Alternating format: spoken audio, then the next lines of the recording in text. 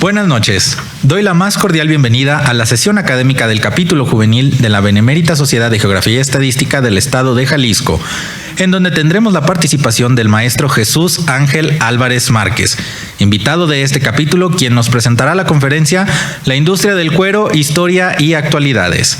Cedo el uso de la voz a la licenciada Cristina Carrasco Acosta, secretaria técnica del capítulo juvenil, para que conduzca la sesión.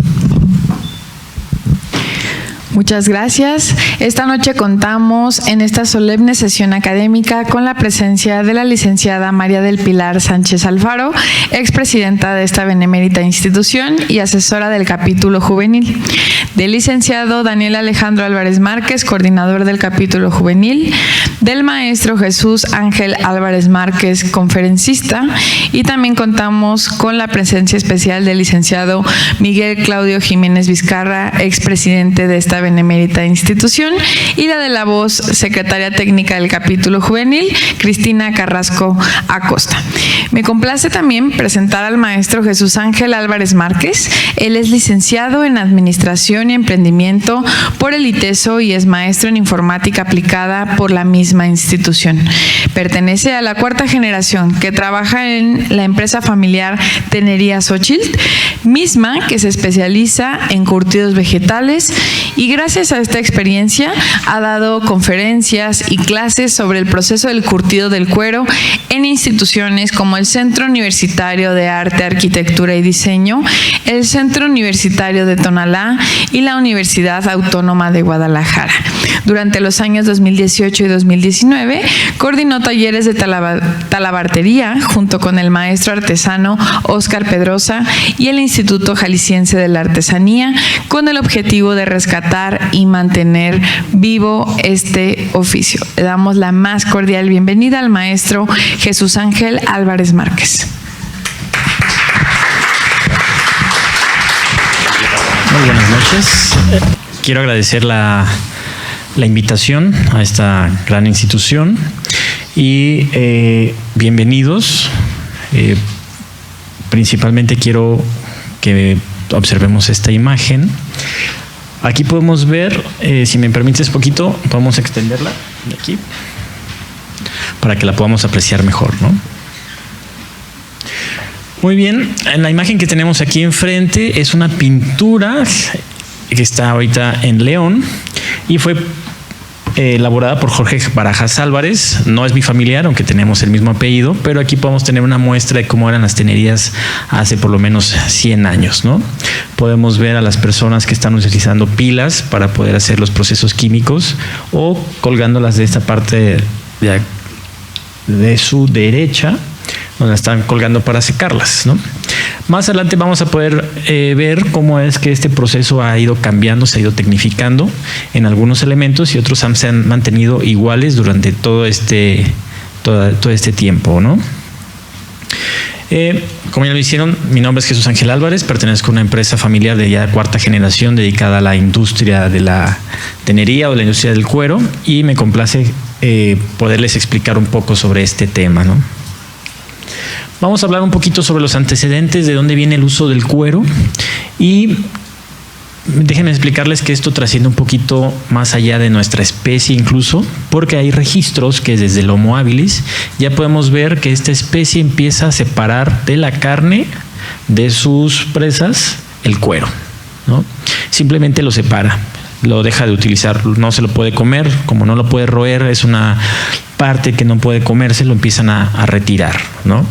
Sin embargo, pasamos ya como el Homo erectus, que ya empiezan a generar o se empiezan a encontrar vestigios de herramientas especializadas para poder retirar este material de las presas o de los animales que podían cazar, ¿no? Además, pudieron descubrir las propiedades fenólicas o curtientes en este tema de lo que sería el fuego o el humo, más que nada el humo, y la madera. ¿Cómo fue que se dieron cuenta de este proceso? Cuando ellos hacían sus casas y los cubrían con este material,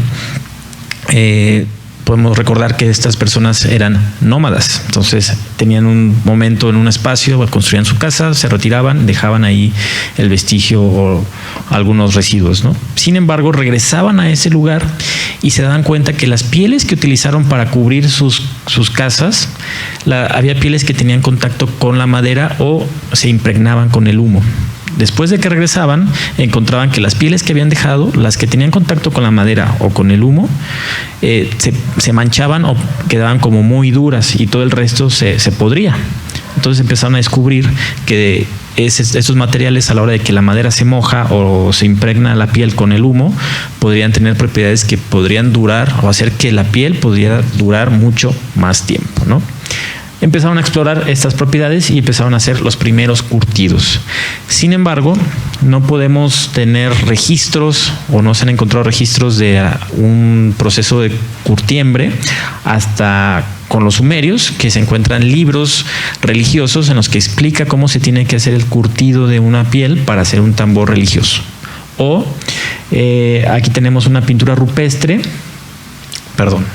una pintura de Egipto, donde ya podemos ver las primeras tenerías, ¿no? Aquí podemos ver ya un cuero extendido para secarse.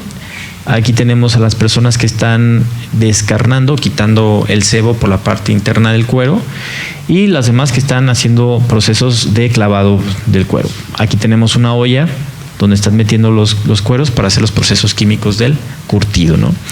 Esta imagen muy parecida a la que tenemos al principio, voy a regresar un poco, donde tenemos a curtidores mexicanos con sus pilas, personas que en esta zona de aquí vemos a alguien que está descarnando y otras personas que están clavando los cueros para colgarlos y secarlos, ¿no?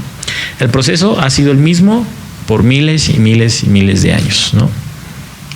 Lo único que ha pasado es que en la actualidad, con la llegada de la revolución industrial, se empieza a tecnificar, ingresa la industria química con elementos o minerales como el cromo 33. Más adelante vamos a ver este material que es muy importante para la industria del curtido, pero también tenemos la tecnificación mecánica, donde procesos donde antes se duraba horas, ahorita en 5 minutos puede hacer un descarne o un proceso de pulido, por ejemplo, ¿no? Dando estos avances, vamos a pasar al proceso de qué es el cuero, ¿no? La norma mexicana 020 de la Secretaría de Comercio y Fomento Industrial, ahora es la Secretaría de Economía, en 1997 publicó la norma para explicar el etiquetado que tiene que llevar el cuero. Es muy importante este término porque nos va a ayudar a la transparencia y quitar la ambigüedad en términos que se están generando actualmente como por ejemplo el vinipiel o piel sintética, ¿no? Lo único que se le puede llamar piel es lo que está estipulado en esta norma, que es el material proteico fibroso con flor que cubre el animal. Muy importante tener en cuenta que el término flor, porque hay elementos que vienen del propio animal que no tienen flor y no son piel, ¿no? Ese elemento se le llama como carnaza, ¿va? Cuando nosotros tenemos un cuero, pasa por un proceso de división que separamos la piel en dos capas, de esta forma, ¿no? La piel o la flor que le vamos a llamar es donde podemos observar todos los poros que nosotros vemos en nuestra piel, lo que podemos tocar, esa es la flor, y la parte de atrás que tiene contacto con el músculo se le va a llamar carnaza. Cuando se hace el proceso de división salen dos elementos o dos productos, que sería la flor, que es la piel, y la carnaza. La carnaza se puede ver como terciopelada por ambos lados, sin embargo, no es piel, ¿va? Y el proceso de curtido es exactamente el mismo, tiene algunas propiedades un poco diferentes la carnaza que la piel, que tiene su flor. Pero los más importantes que vamos a ver en el mercado son las pieles de bovino, porque es la que principalmente es lo que más se consume en carne, ¿no? Y además nos ofrece mayor propiedad, mayor cantidad de área para poder trabajar, porque es un animal muy grande. Sin embargo, tiene sus diferencias cuando trabajamos con pieles de vacas, pieles de terneras o pieles de toros. Lo más común es que la piel de vaca sea más fina, más fibrosa, por lo tanto tiende a ser más elástica y se utiliza para hacer productos más, como por ejemplo una bolsa o tapicería, En cambio, un cuero de toro, que tienden a ser pieles más gruesas por la naturaleza que tiene este animal de ser la defensa de la manada, pues tienden a volverse más...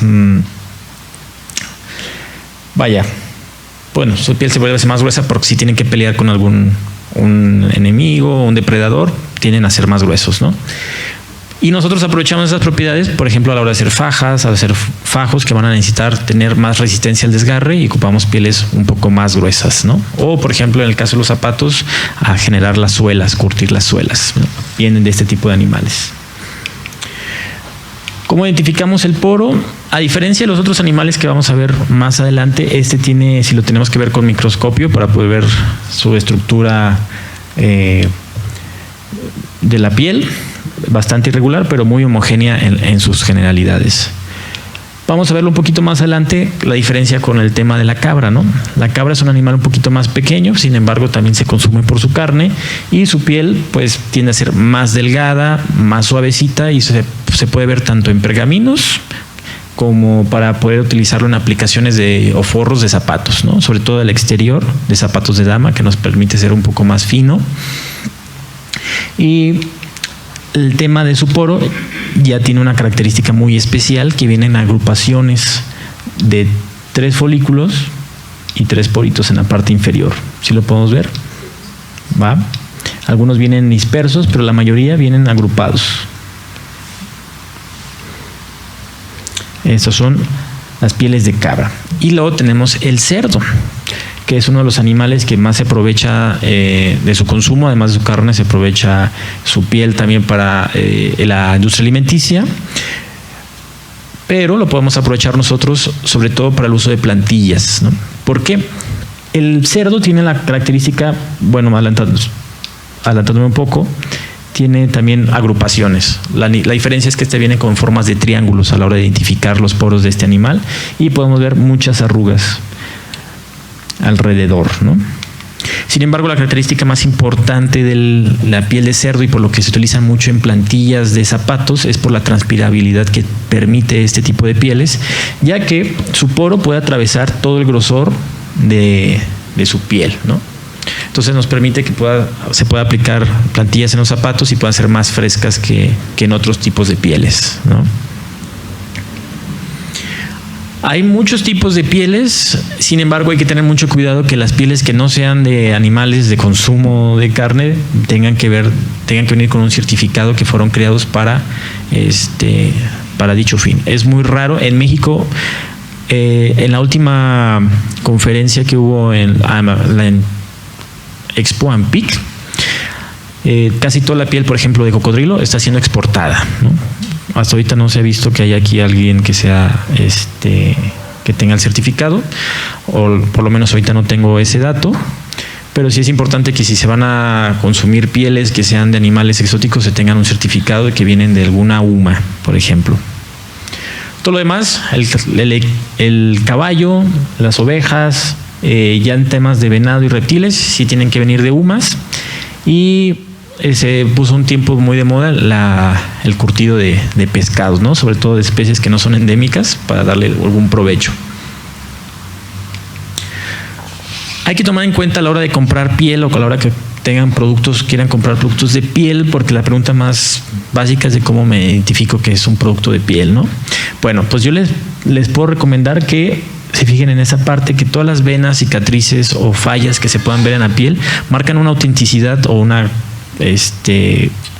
clara muestra de que ese producto no es producido de forma sintética, ¿no? Las fallas siempre van a venir de forma muy irregular en todos los animales, ¿no?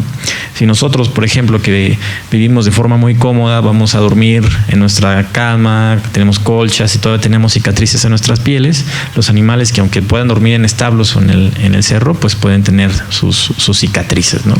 Entonces eso nos marca esa autenticidad de que nuestro producto va a ser totalmente de piel o 100% de piel, ¿va? Normalmente esta clase las podemos estar ofreciendo en las escuelas para personas que van a comprar sus pieles o sus pliegos. Entonces se les hace recomendaciones de que busquen que las pieles que sean de animales más jóvenes van a brindar mejores calidades, porque van a tener menos defectos o menos cicatrices, por así decirlo, ¿no? Y especímenes criados en un establo, pues siempre van a cuidar mejor la piel que un espécimen que está criado, por ejemplo, pues en el campo, que está expuesto a depredadores, tanto carnívoros como plagas, ¿no?, de insectos que puedan verlos afectados, como la garrapata. Muy bien, vamos a pasar un poquito al proceso, vamos a hablar algo de generalidades. El proceso de curtido empieza desde que se saca el cuero del rastro, ¿no? El proceso de curtir es un tratamiento químico y mecánico que recibe la piel para poderla hacer que dure durante mucho tiempo, ¿va? El desuelle es de los más importantes. Es importante que el desuelle sea con maquinaria, porque cuando se hace el desuelle, por ejemplo, en el campo y le quitan la piel con cuchillo, tienden a sobrepasar el cuchillo, hacen agujeros dentro del área del cuero, ¿no? Entonces eso quita rendimiento para el artesano o para el fabricante de productos. Por lo tanto, es mejor que sea mecanizado, ¿no? De ahí pasamos a nuestras primeras etapas de conservación. Se recolecta ese cuero que salen de los rastros y nosotros los salamos y separamos según los pesos y los grosores para identificar cuáles son los cueros que vamos a utilizar para pieles delgadas y cuáles son los cueros que van a ser para pieles gruesas o los que queremos que se conserve la estampa del pelo, ¿no? Una vez que ya decidimos iniciar el proceso de curtido, ingresa a estas máquinas que le llamamos tambores. Dentro pasan un proceso que se llama pelambre. Si no va a ser un cuero que vamos a conservar el pelo, vamos a quitarle el pelo. Utilizamos elementos como la cal para hinchar el cuero y que pueda botar ese pelo y dejarlo totalmente limpio, ¿no? Después de eso pasamos el proceso de división, que es el proceso que ya les había comentado, donde separamos la flor de la carnaza. Aquí podemos ver una máquina de dividir donde la parte superior están extrayendo la flor y acá está cayendo lo que le llamamos la carnaza, que la podemos identificar que tiene dos lados de forma aterciopelada, ¿no? Una vez que pasa ese proceso lo tenemos de esta forma, totalmente limpio, ¿va?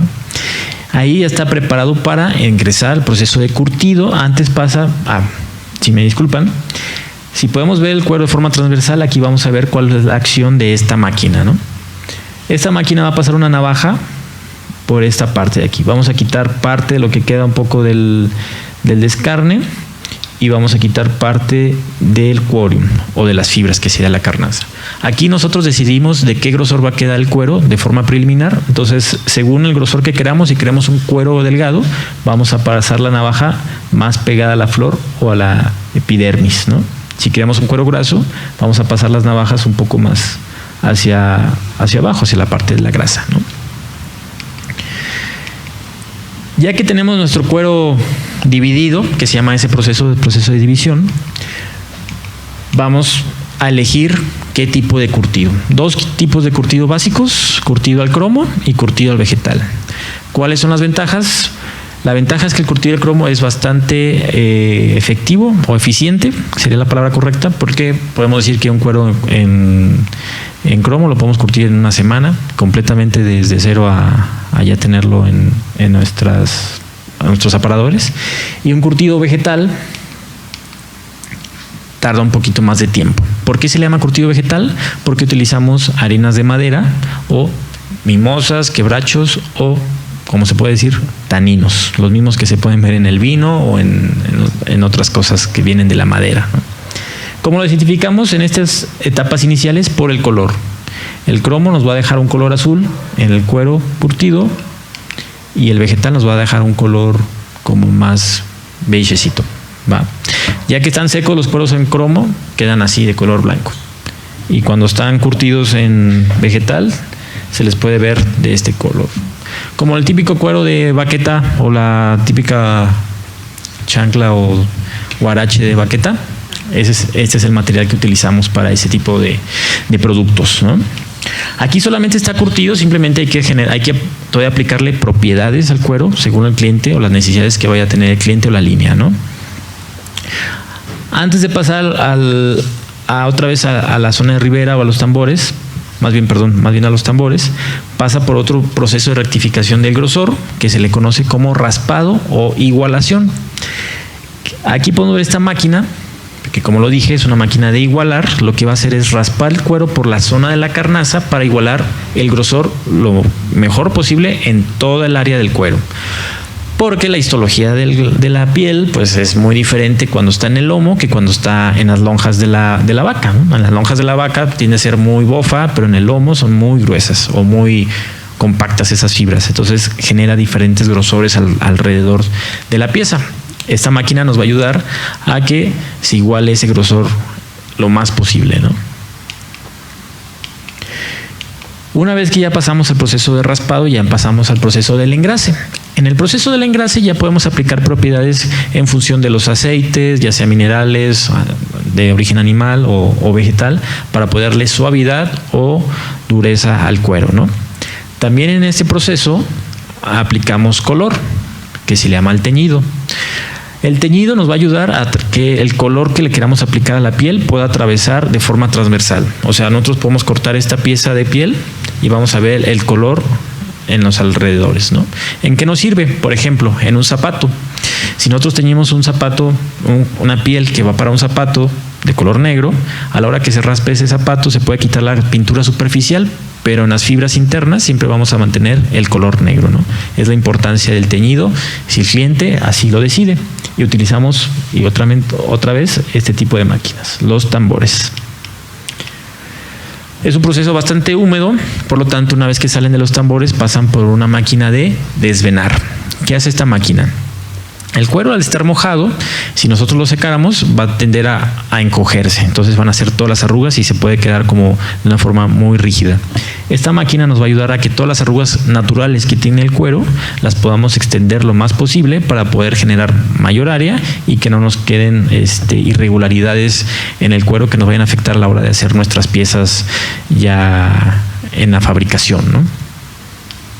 Básicamente, no sé si recuerdan que antes había unas lavadoras que tenían 2 rodillos para exprimir, ¿no? Básicamente es lo mismo, pero a nivel macro, ¿no? O sea, aquí estamos hablando que son 2,20 metros, 2,50 metros, según el tema de piel que se esté manejando, ¿no? Una vez que pasa este proceso, ya pasamos al proceso de secado en una máquina que le llamamos tockling. Básicamente lo que vamos a hacer es estirar el cuero lo más posible para que a la hora que se seque mantenga esa figura. Aquí podemos ver diferentes ganchitos que se ven alrededor de este cuero que se le conoce como grapas. Dependiendo del cuero, vamos a ver si utilizamos aire caliente o dejamos que se seque en la temperatura ambiente, ¿no?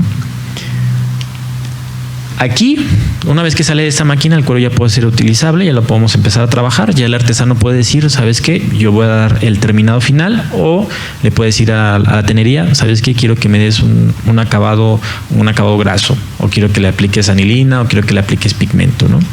Aquí ya entra un poquito más la imaginación, porque entran los detalles finales, como en los carros, pues ya se pueden dar los acabados perlados o los acabados charoles y todo lo demás, ¿no?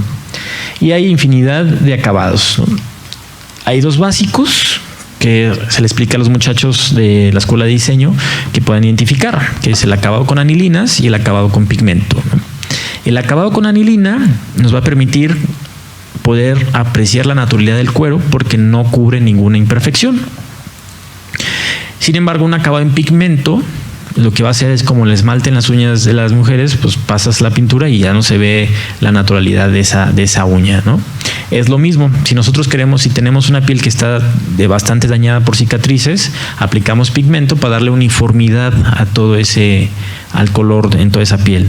Pero un acabado en anilina nos va a permitir mantener la naturalidad del cuero al ver las venas, las arrugas naturales que tiene la piel, o incluso pues, cicatrices o vetas, ¿no? Que también dan un acabado muy bonito, que le dan esa naturalidad de decir, pues es piel, ¿no? Muy bien, ya que hablamos un poquito del proceso, vamos a hablar un poquito más a fondo de los procesos o del tipo de curtido. Los más básicos es el curtido vegetal al cromo, y también se pueden hacer mixtos, que se le conoce como atanados, ¿no? Los vegetales se curten a base de taninos, se extraen de la corteza de algunos árboles, por ejemplo el quebracho, la mimosa, El castaño, aquí en México está el guamúchil, se puede utilizar para eso. El castaño creo que también es de México, si no me equivoco, y si alguien me puede corregir, pues estamos abiertos. Pero este tipo de taninos reaccionan al colágeno para mantener conservado el cuero, ¿no? Los taninos son un elemento que tienen las plantas para defenderse de las plagas y reaccionan por ejemplo, al oxígeno o a la luz. Sobre todo, por ejemplo, a la luz, las maderas, si ustedes las cortan y las dejan en el sol, si la que le esté dando sol va a cambiar de color y la que esté en la sombra se va a mantener del color que siempre ha tenido. Esa propiedad la van a traer este tipo de curtidos. Básicamente es como un curtido hecho con madera. Esa es una de las consideraciones. Cuando se hacen productos elaborados con curtidos vegetales, siempre se promueve que en los aparadores puedan estar dándole vueltas al producto, porque si una parte le da sol, va a cambiar de color y la parte que está en la sombra se va a mantener el color igual. Entonces hay que estar dándole cierto cambio, ¿no? Sin embargo, la mayoría de las artesanías, por ejemplo, que podemos ver en Tlaquepaque, que se ven como grabados, como estampados o troquelados, se utiliza este tipo de pieles, porque ese trabajo se hace a mano. Básicamente lo único que hacen es mojar la piel y con un cincel golpear la figura que necesitan para poder mantener el estampado, ¿no? Esa es la propiedad que nos ofrecen las baquetas. Además que ha sido el curtido ancestral por siglos y siglos, ¿no? ¿Qué consideraciones hay que tener? Que son bastante hidroscópicas. Una baqueta es bastante fresca. Hay gente que llega a la tenería y a veces se ha acostado en una baqueta y dice, oye, esto es muy fresco, ¿no? Pues por lo mismo la transpiración que te puede ofrecer una baqueta, ¿no?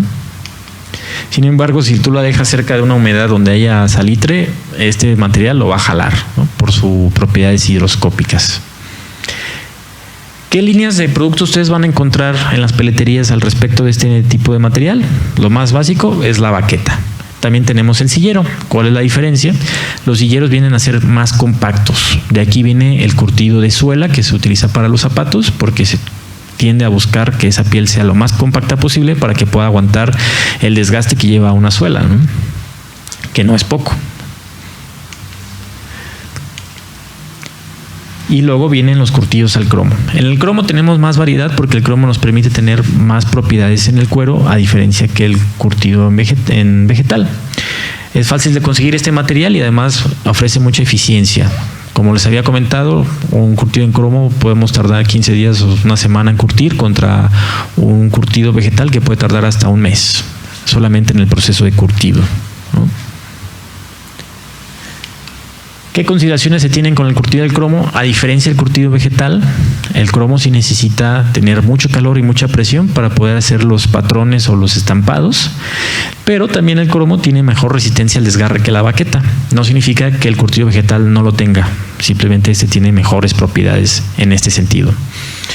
Tiene la capacidad de mantener colores más vivos, pero también colores pastel. Una baqueta no tiene ese anclaje que necesitan las anilinas de complejos metálicos para mantener los colores fijos, ¿no?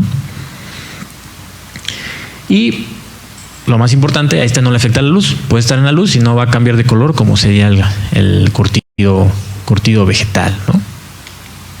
¿Qué líneas se pueden encontrar? Podemos encontrar líneas como los Crazy Horse, que buscan, en este tipo de líneas, buscan que sean como cueros avejentados, bastante naturales, que se vean como que han sido tratados durante mucho tiempo, pero la realidad es que pues son meramente efectos, ¿no? Y le dan buenos acabados. Y tenemos los books, que parecen, como mucha gente los conoce como la gamuza. La diferencia del book es que aquí sí conservamos el poro. Una gamuza es una carnaza o un cuero trabajado por la carnaza de una forma de dejar el pelo lo más fino posible para que quede aterciopelado, ¿no? El book mantenemos el poro, podemos seguir observando el poro de la flor de la piel. Y tenemos las tapicerías, que pues son las que podemos ver en los muebles o en los vehículos. Las oscarias, que esta es una línea muy interesante porque todas las pieles que vienen con muchos defectos, en este tipo de líneas se busca recuperar ese tipo de pieles, cubrirlas con pigmentos o estucos para cubrir los desgastes o las las cicatrices o arañazos que pueda tener el animal para poderlos volver a hacer como una piel de primera, que no se vea ningún defecto, ¿no? Y por último tenemos el cuero con pelo. A diferencia del proceso que vimos, que es donde se hace el pelambre, aquí nos evitamos ese proceso y entramos directamente al picle y al curtido. Y por último, pues tenemos los atanados, que prácticamente serían las mismas propiedades que tiene el cromo, a que se le agregan taninos para dar acabados vegetalizados, como se le llama, que pues adopta virtudes del vegetal. Por ejemplo, a la hora de quemar el zapato, quieres hacer un zapato boleado con una punta quemada, pues te ofrece mejores propiedades este tipo de curtidos, ¿no? Sin embargo, ya la casa curtidora ya decide qué tanto cromo, qué tanto vegetal va a utilizar según su fórmula, el producto que quiera desarrollar para después.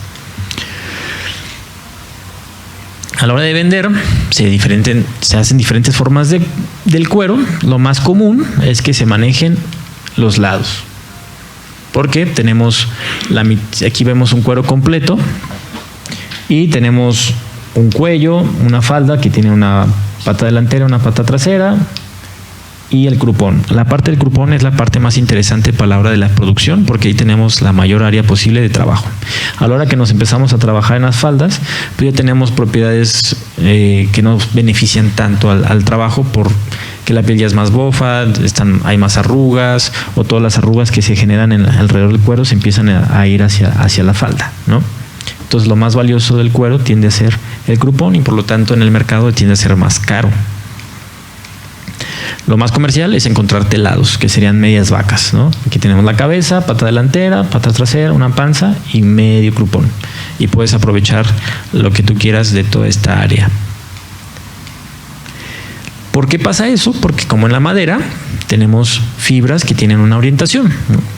Por ejemplo, si nosotros quisiéramos hacer un fajo, vamos a aprovechar las fibras del lomo donde están más compactas y tienen una orientación que van de la cabeza a la cola. Si nosotros hiciéramos un fajo que va de panza a panza, lo único que vamos a tener es que tenemos una liga, porque las fibras van a empezar a abrirse. En cambio, cuando seguimos toda la línea del lomo, las fibras se van a entrelazar entre ellas y van a ser más fuertes, ¿no? Entonces es importante en la fabricación entender este tipo de cosas, ¿no?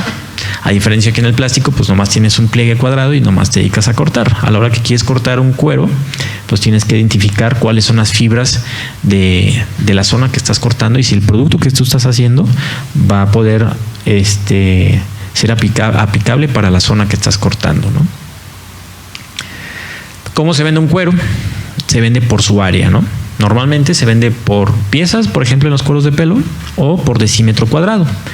¿Qué hacemos? Pues contamos los decímetros que caben dentro del área de este cuero y en función de eso se hace la venta como si fuera granel, ¿no? Pues los cueros pueden medir alrededor de 200 decímetros cuadrados, los más chicos de 150, pero son los mínimos, y máximo 300 decímetros cuadrados, siempre y cuando sean en formato de lados, o sea, la mitad del cuero.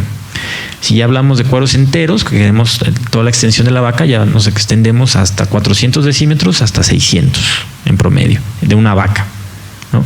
Ya en animales más chiquitos, pues ya 100 decímetros, 150, en los cerdos 150, las cabras como de 100, 90 en general, ¿no? Por eso a veces el producto hecho con piel tiende a ser más caro, porque también te da un poquito más de mermas, porque no toda la pieza es aprovechable por las irregularidades que nos puede presentar, por ejemplo, en las patas, en la cabeza, piezas cuadradas que son muy grandes, a veces tienes que unir entre dos, entonces conlleva un poquito más de trabajo, ¿no? Ahora vamos a pasar a un tema un poquito más de actualidad, de las preguntas frecuentes, y me gustaría presentarles que la siguiente pregunta: ¿se sacrifican los animales solamente por su piel? La respuesta es no. El cuero es un subproducto de la industria cárnica. Si normalmente se ofrecen o están promoviendo muchas iniciativas de no comprar piel y dejar de comprar todo lo que sea de piel, pero si hacemos de eso, toda esa piel se iría al desecho. Hay un estudio actual por el doctor Gary Wester, ahorita se los presento, que expresa que en Estados Unidos solo el 1 o el 2% del valor de la vaca representa el valor del cuero, ¿no? Entonces no es tan valioso, o sea, para el ganadero. Lo que quiere vender el ganadero es la carne, y ese es el negocio principal. Entonces, mientras haya tacos en la esquina, va a haber cueros, ¿no? Y sí expresa en ese estudio que la creciente urbanización, o que las personas están viviendo cada vez más lejos de la naturaleza o de las granjas, están perdiendo foco de cómo es este sistema de producción, ¿no? Entonces, tenemos ejemplos personales donde llegan y me preguntan si se matan a las vacas para sacar el cuero, ¿no? O personas que no saben de dónde viene la carne, ¿no? Entonces, este tema se está viendo como muy creciente, que abona a que no entiendan cuál es el beneficio de poder utilizar cuero. Que viene la siguiente pregunta: si el cuero es sostenible. Y la pregunta es sí. Si nosotros dejáramos de producir cueros, 8 millones de toneladas de cueros irían a la basura. Y eso generaría 5 millones de toneladas de gases de efecto invernadero, pues por la descomposición, y además que contaminas por los suelos, ¿no? Caso que pudo haber pasado en la pandemia, ¿no? En la pandemia las industrias se cerraron y pues la industria cárnica siguió trabajando, pero las tenerías no.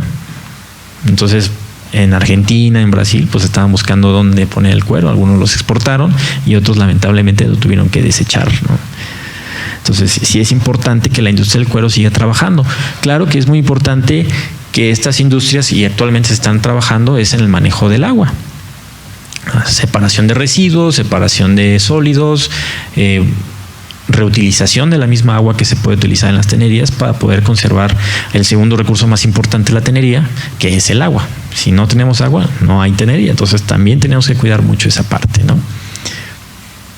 Además, que viene a promover, contrario a la fast fashion, el tema del cuero. Es un cuero que puede ser reutilizable, puede ser reparable y además puede ser reciclable.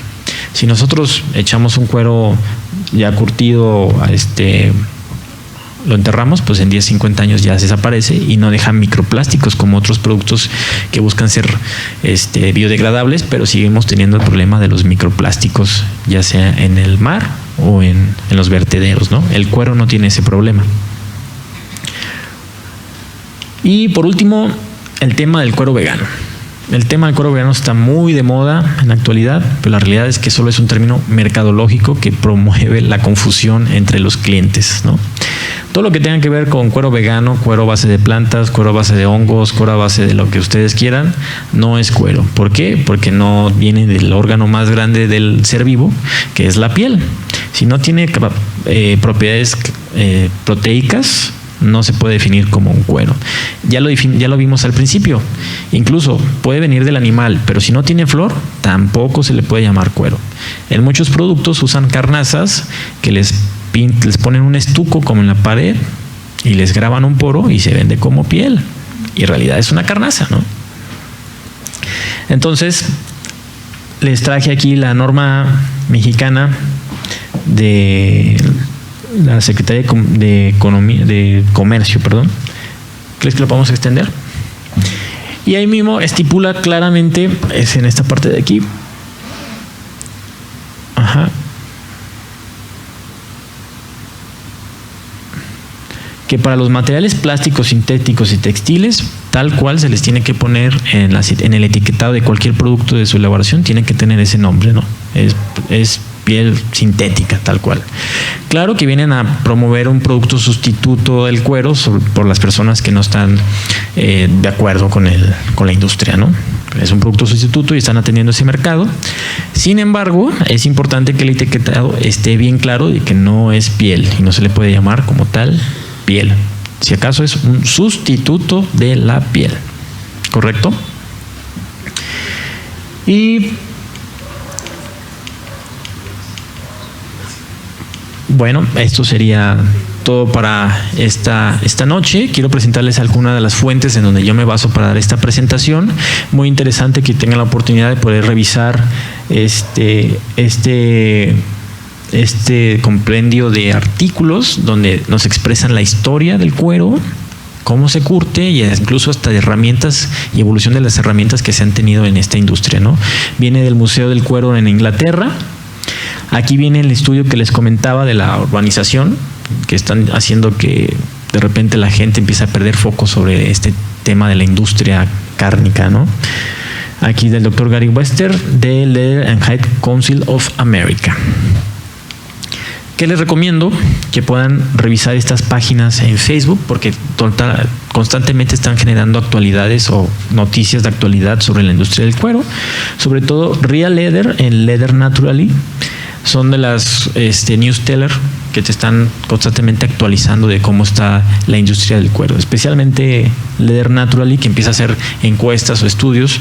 Por ejemplo, una muy interesante es que en Inglaterra el 24% de las personas cree que el animal se sacrifica solamente por su piel, siendo una res, ¿no? Entonces, como que todavía hay un poco de desfoque en este sentido, ¿no?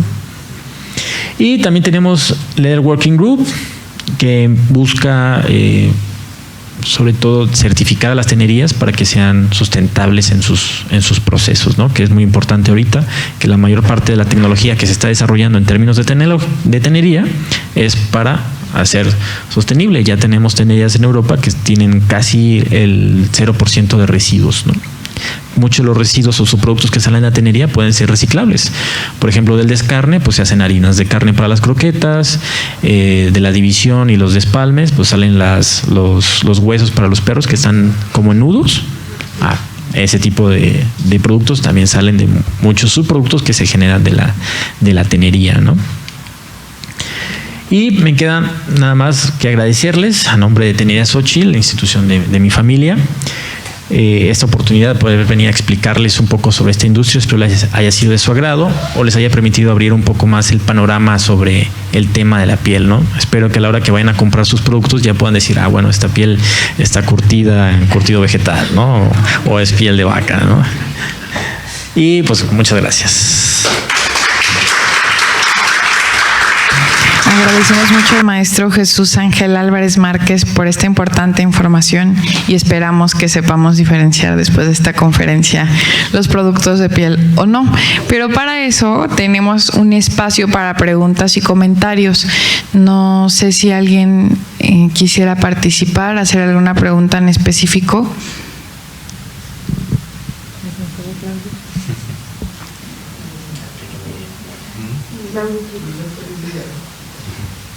Te mandamos el micro. Sí.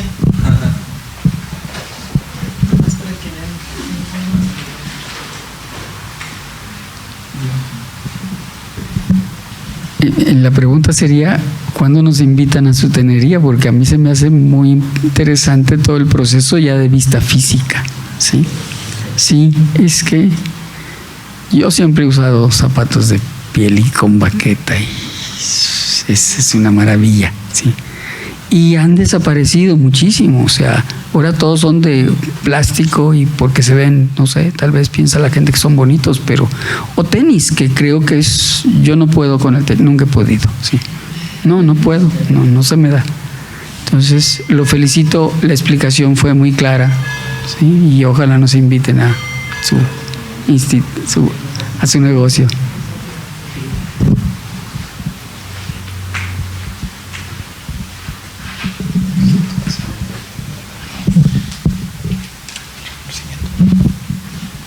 Ahora haremos la entrega del reconocimiento a nuestro conferencista del día de hoy, el maestro Jesús Ángel Álvarez Márquez. Y bueno, pues solicito a nuestro coordinador que dé lectura a dicho reconocimiento. Me voy a poner de pie para hacer la entrega.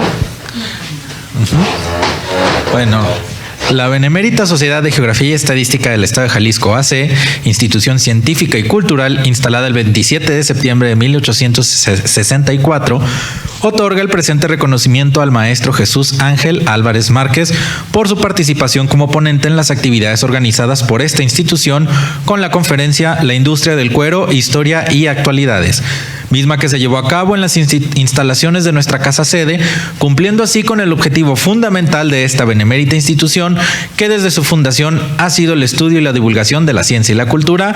Guadalajara, Jalisco, 20 de junio del 2024.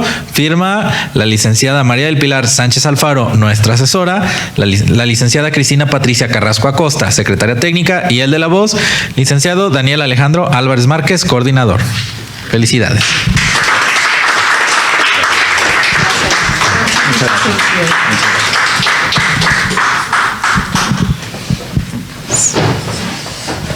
Y bueno, les tenemos ahora algunos avisos parroquiales. Les invitamos el próximo martes 25 de junio a las 20 horas en este mismo espacio a la clausura del mes del medio ambiente con la conferencia Espacios Sonoros para la Restauración a cargo del maestro Yoliwani Curiel Balzaretti. Perdón por la pronunciación de su nombre, sí está en Zoom conectado.